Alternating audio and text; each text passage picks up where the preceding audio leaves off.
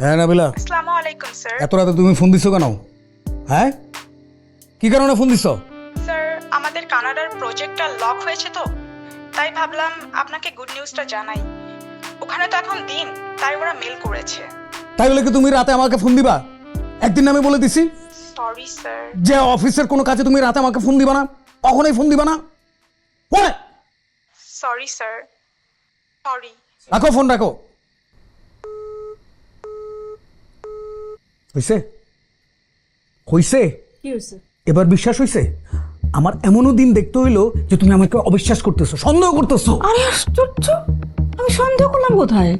সন্দেহ করো নাই? কোথায় সন্দেহ করলাম? তাইলে সন্দেহ যদি না করো তাইলে তুমি কেন আমাকে ফোন ধরতে বলছো? আরে আমি বলছি যে একটা ইম্পর্টেন্ট ফোন আসতে পারে, তোমার অফিস থেকে ফোন করছে, তো ইম্পর্টেন্ট ফোনই তো ছিল। ইম্পর্টেন্ট ফোন, সেটা আমি পরে ধরবো। আস্তে, সে তো তোমাকে গুড নিউজ দিতেছে, গুড নিউজ দিছে না? আর তুমি ওর সাথে এত খারাপ ব্যবহার কেন করলে? কোথায় তুমি করলাম? তো ওর সাথে খারাপ ব্যবহার করো না, তুমি খারাপ ব্যবহার করছো আমার সাথে। মানে? মানে যে ঝিকে মেরে বউকে দেখানো আছে না ব্যাপারটা, সেটা এইটা। উল্টা পাল্টা কথা বলবা না। আমি উল্টাপাল্টা কথা বলতেছি? ইয়েস। ও মানে সামান্য একটা ফোন কল নিয়ে তুমি এত বড় খারাপ ব্যবহার করতেছো তুমি আমার। কি খারাপ ব্যবহার করছো? তুমি আমাকে বাধ্য করছো। আমি কি বাধ্য করছি? এখন তো আমাকে তো তোমার সহ্য হয় না এখন আর, তাই না? সহ্য তোমাকে না, সহ্য আমাকেই সহ্য হয় না, আমার নিজেকে সহ্য হয় না।